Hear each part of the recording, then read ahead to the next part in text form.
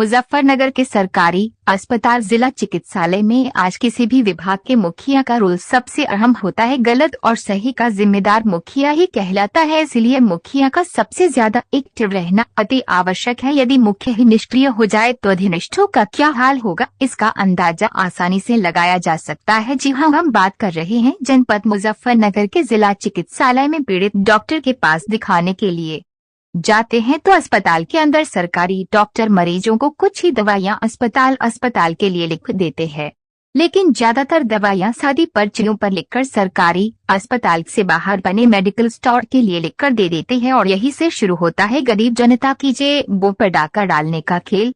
अस्पताल में पहुंचे मरीजों ने खुद ही बाहर के लिए लिखी जा रही दवाइयों का भ्रष्टाचार का बड़ा खुलासा किया। मेडिकल स्टोर संचालकों व जिला अस्पताल के कुछ डॉक्टरों की मिलीभगत से गरीब जनता की जेबों पर डाला जा रहा है ढाका, जबकि जिला अस्पताल में दवाइयां होने के बावजूद भी बाहर के लिए लिखी जा रही है दवाइयां। अस्पताल से बाहर बने मेडिकल स्टोर से दवाइयां लाने के बाद मरीज ने कहा कि 500 रुपयों में बाहर से दवाइयां दी जा रही हैं। अस्पताल के डॉक्टर ने कहा कि हम बाहर की दवाइयां इसलिए लिखते हैं, अगर आपको आराम नहीं लगता तो आप बाहर से दवाइयां खरीद लें। गरीब लाचार मरीज सरकारी अस्पतालों में इसलिए जाते हैं ताकि उन्हें अच्छा उपचार मिले व अस्पताल की दवाइयों से उपचार में सुधार मिले, लेकिन यहाँ तो बड़ा ही खेल दवाइयां के नाम पर खेला जा रहा है। क्या ये खेल उन अधिकारियों को नहीं दिखाई देता जो सुबह के वक्त कुर्सियों पर जाकर आराम से बैठ जाते हैं और फिर अस्पतालों में पहुंचे मरीजों का तमाशा देखते हैं कि मरीज आए परेशान हो और अस्पताल से सादी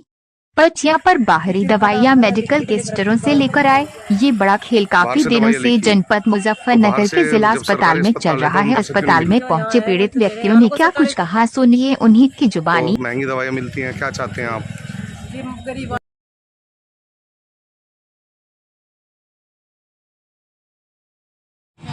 अच्छा, क्या लेने आए थे? मैं तो दवा लेने आया था, दिखाने आया था बल्कि कह रहे हुए। कहाँ से? इस साइड से आता रहा मैं। कहाँ आए थे दिखाने के लिए? यहाँ सरकारी अस्पताल में आया था। तो दवाइयाँ बाहर से लिखी है आपको? हाँ जी। तो दवाई अंदर है नहीं? अंदर भी इन्होंने कहा कि तुम्हारे अंदर था आराम नहीं कर रहा तो बाहर से लिख के दे दूँगा। कितने की दवाई आई है? ये 500 रुपये की आई है। 500 रुपये की दवाई आई है। और भी दवाइयाँ हैं इससे अलग? दिखाओ, सारी दवाई दिखाओ।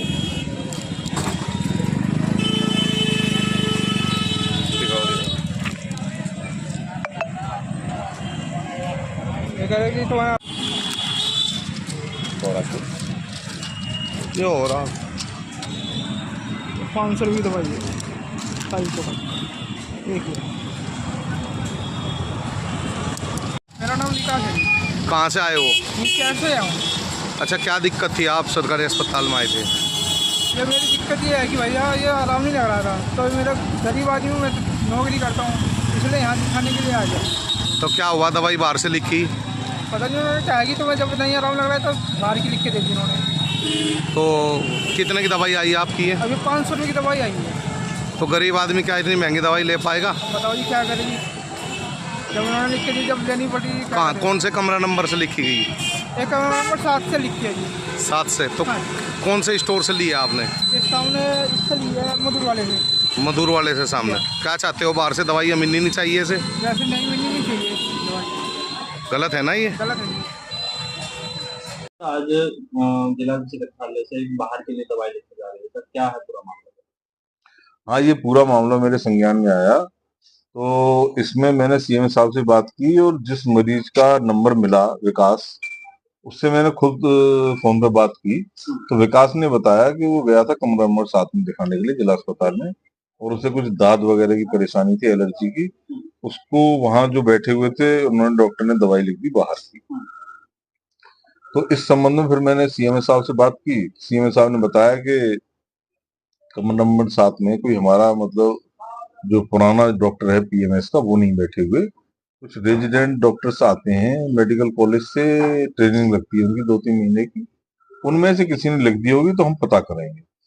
तो अब उसका वो पता करेंगे। मैंने सीएम साहब की नॉलेज में प्रकरण डाल दिया है, लेकिन जहां तक कोई पुराना हमारा जो सरकारी डॉक्टर है वो उनके लिए तो स्पष्ट निर्देश है, उन्हें भी पता है कि ये दवाई बाजार से नहीं ले। सर जैसे जनपद मुजफ्फरनगर में हॉस्पिटल से मतलब बाहर से दवाई लेने वाला मामला आया है, तो सभी दवाइयाँ मुजफ्फरनगर में यहाँ जिला चिकित्सालय में उपलब्ध है या नहीं है? हाँ, सभी दवाइयां देखो, ऐसा है कि एक एसेंशियल ड्रग लिस्ट होती है, वो उसमें से जैसे कुछ बहुत ज्यादा कीमती दवाइयां कैंसर वैंसर संबंधित, वो तो कैंसर के कोई डॉक्टर ही नहीं यहाँ, तो उससे संबंधित 8-10 दवाइयां नहीं होंगी, वरना सभी दवाइयां उपलब्ध हैं। अच्छा सर, अभी एक झोला छाप डॉक्टरों का कल भी अभियान चलाया हुआ है सर। अभी तक जनपद मुजफ्फरनगर में सर ऐसे कितने झोला छाप डॉक्टर हैं जो पिछले सप्ताह में सर नोटिस वगैरह दिया गया है?